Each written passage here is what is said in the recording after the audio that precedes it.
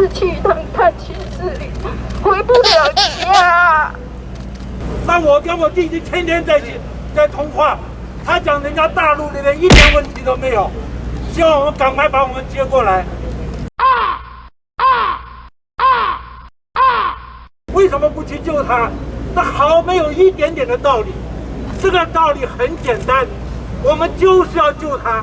人家那个他们回去，他们不是带着病毒回来，他是人要回来而已。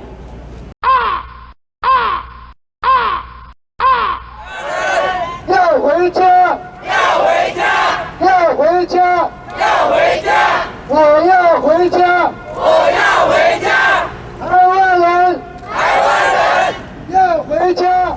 他是我的儿子、媳妇，还有3个孙子，然后其中有一位小孙女，她还有那个癫痫呢。为什么政府不让他们回家？告诉我为什么？为什么？探亲啊，他们只是去一趟探亲之旅，回不了家。人家那个他们回去，他们不是带着病毒回来，他是人要回来而已。我弟弟这一次啊，因为他是大陆的配偶，他们两个感情本来就不怎么好，我特别鼓励他，我说难得这一次你回去，两个到那边好好的把感情调整一下。没有想到他过年去，他说他不要待那么长时间，可是没有想到就回不来了。为什么不去救他？这毫没有一点点的道理。这个道理很简单，我们就是要救他。那陆委会是我们政府的单位，你做的工作就是要去救他。你怎么可以讲说我们一直在协商，一直在协商？那我跟我弟弟天天在通话，他讲人家大陆那边一点问题都没有，希望我们赶快把我们接过来。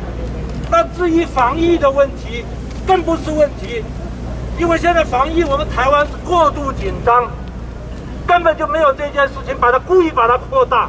我个人的感觉啊，这一点。请问一下，之前有徐正文先生，他说他也是湖北的这个后援会的一个代表，那你们这是同一个后援会吗？你们在当地到底是跟什么样的人来联系，去了解一些包机回台的资讯？我们都是透过新闻媒体知道的，大概就是这样。所以你们跟徐先生有联络过吗？你们目前的管道是什么？